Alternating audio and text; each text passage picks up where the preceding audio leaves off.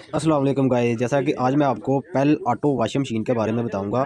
ये मशीन जब इसे स्टार्ट करते हैं, ये देखें पावर ऑन किया मैंने, और इसे ये देखें ये प्रोग्राम है वॉश, या पावर ऑफ करते हैं इसे स्टार्ट जो है ना वो ऑटो चलाते हैं। ये देखें अब मैंने ऑटो स्टार्ट कर दिया। फूल जो अंदर से है वो मोटर तो इसकी जो है ना चलने की कोशिश कर रही है लेकिन चल नहीं रही, इसका फूल नहीं घूम रहा। तो ये देख लें, ये पावर ऑफ, ये फिर ऑन, और इसे स्पिन पे चला के चेक करते हैं। ये स्पिन पे मैंने ऑन की और स्टार्ट कर दी।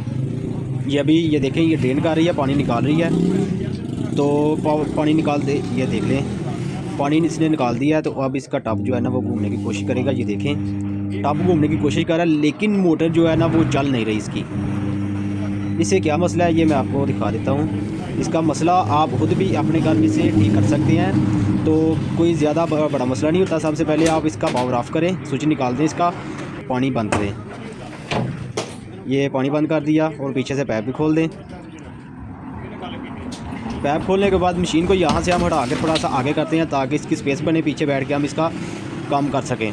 तो उसके बाद ये वाले इसके पेच लगे हैं, ये 1 बाई 1 हम इसके सारे पेच खोलेंगे। पेच खोलने के बाद इसका जो सामने जो मोटर और इसकी वायरिंग वगैरह है वो सारा हमारे सामने आ जाएगी। सबसे पहले हम इसका पेच खोल लेते हैं।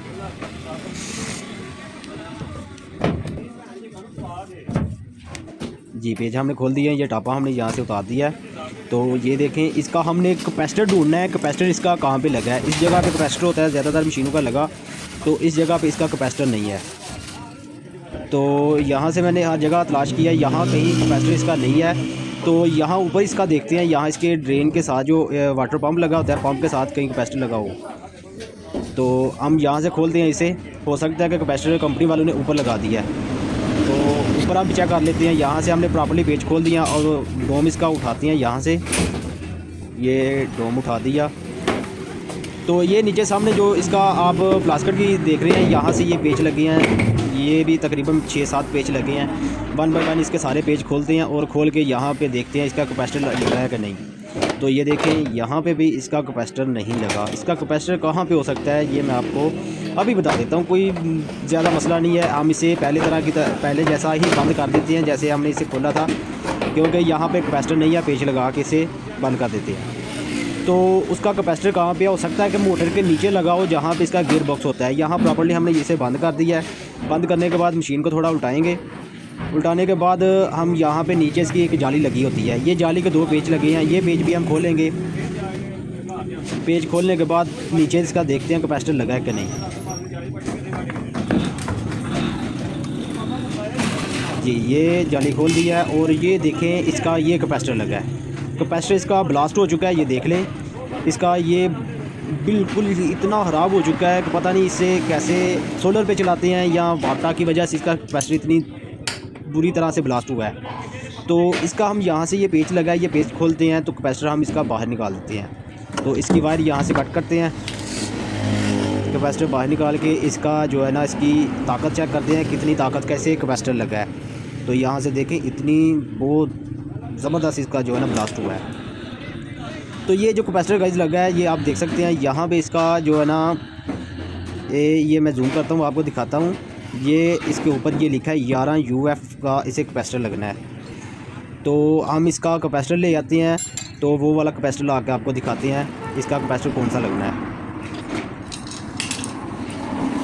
ये देखें गाइस ये मेरे पास कैपेसिटर है, लेकिन ये 11.5 का जो है ना 11.5 UF का कैपेसिटर है। तो ये वाला 11 UF का था। तो कोई ज़्यादा मसला नहीं है, इतने पॉइंट का कोई फ़र्क नहीं पड़ता।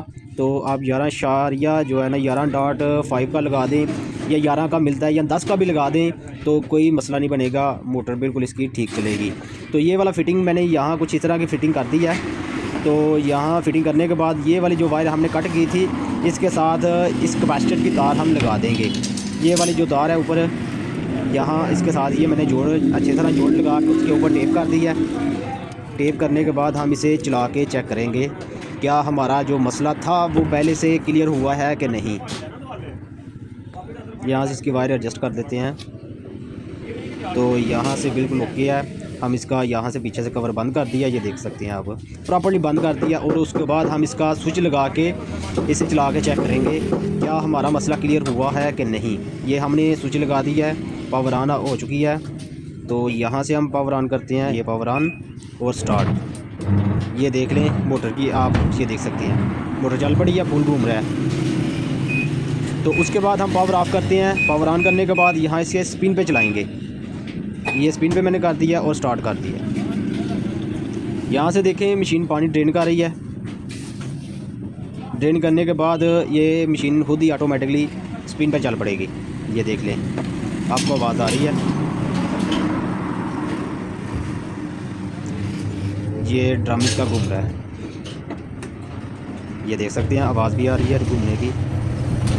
इसका डोर उठाएंगे तो इसका ड्रम जो स्टॉप हो जाता है। ये देख लें ड्रम भी घूम रहा है और इसका पूल भी घूम रहा है। जो हमने इसका मसला क्लियर किया था, जो हमारे सामने इसका फॉल्ट आया है वो हमने क्लियर कर दिया है। तो अल्हम्दुलिल्लाह हमारी जो मशीन है वो बिल्कुल ओके हो चुकी है। अगर हमारी वीडियो अच्छी लगी है प्लीज़ वीडियो को लाइक और चैनल को सब्सक्राइब कर दें। शुक्रिया।